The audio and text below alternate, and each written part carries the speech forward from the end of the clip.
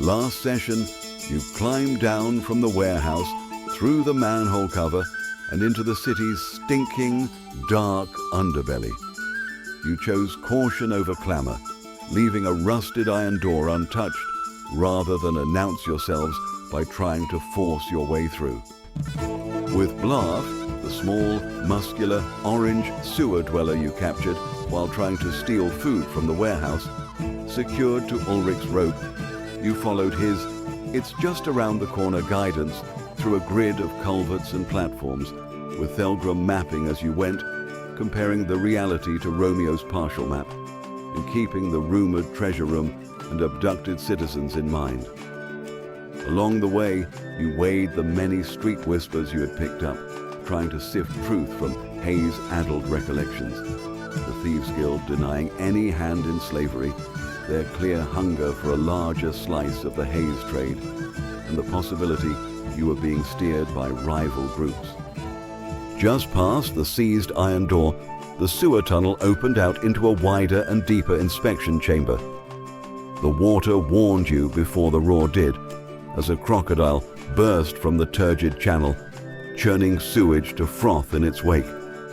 Arrows and bolts snapped from the shadows. Thelgrim's heavy crossbow drove deep, Jellicoe's longbow struck true, and Ulrich strode forward into the spray to keep it off the rest. Mid-fight, a new idea caught. Take the beast alive as a tribute to win over Blarf's kin. Hammers turned broadside and footing turned treacherous. The reptile lunged to drag Ulrich under, but he shoved free, and Jasper sprinted across the narrow ledge, vaulted onto its back, and rained blows with his battered frying pan until the creature went still, dead rather than stunned. You hauled the carcass out onto the stone walkway, pried out teeth as trophies, and Jellicoe opened its gut to see what it had been fed. From the slurry, he lifted a dented and rusty iron signet ring bearing the Merchant's Guild device, worth a few coins in Warwick's estimation for its utility value, and perhaps leverage if its imprint unlocks ledgers and doors. Roping up the gutted crocodile prize to share with Blarf's people, you pressed deeper, Ulrich and Jellicoe pulling it along. Twice, Jasper spun on a prickle of instinct, and both times caught curiously organized rats, seemingly watching and following as if on command, then scattering in eerie manner as if they were embarrassed at having been spotted. The striking Rat Catchers Guild warnings rang true. Talk turned to Duke Valori's 5-year absence, the lights flickering in his tower at night, and the rumor of a vampire stalking the sewers. At a collapsed tunnel's end, just around the corner, Blarf stepped to a blank wall, tapped out an intricate code, and stood back looking pleased with himself. He knocked again in a different pattern and shifted hidden stones.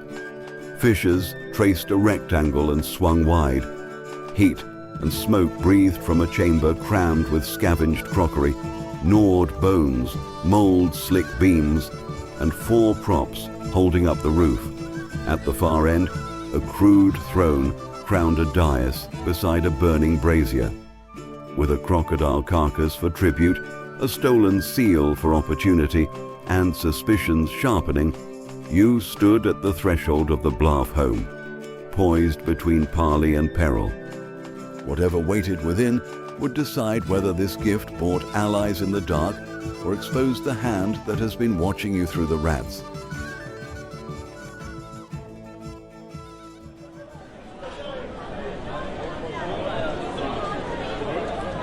Ja, we lopen dus